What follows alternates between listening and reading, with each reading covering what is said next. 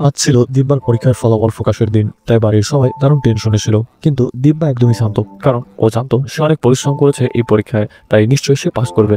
এর কিছুক্ষণ পর দিব্যার রেজাল্ট বের হয় এবং দিব্যা খুবই ভালো নাম্বার নিয়ে পাস করে, যার ফলে বাড়িতে আনন্দে হই হুল্লোড় পেতে যায়, কারণ ওদের পরিবারে এতদূর পর্যন্ত এর আগে কেউই পড়ালেখা করেনি। দিব্যার বাবা ওদের এরিয়ার স্থানীয় একটা নাটকের দলে কাজ করতো, আর মেয়ের পরীক্ষা শেষ হওয়ার পর এখন সে মেয়ের বিয়ে দেওয়ার কথা ভাবছিল।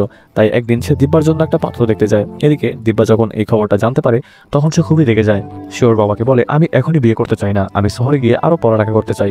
দিব্যার বাবা ও দাদু কিছুক্ষণ ভেবে শেষমেশ ওর কথায় রাজি হয়ে যায়। এর মধ্যে একদিন দিব্যার এক বন্ধু, যে ওর সাথে একই কলেজে পড়ালেখা করে, সে ওদের বাড়িতে আসে ও সবাইকে অভিবাদন জানায় এবং কিছুক্ষণ ওদের সাথে গল্প করে। এরপর ছেলেটি চলে যাওয়ার পর দিব্যার বাবা জানতে পারে ওই ছেলেটি দিব্যাকে ভালোবাসে, আর দিব্যা ছেলেটাকে পছন্দ করে। ছেলেটার নাম ছিল কাবির।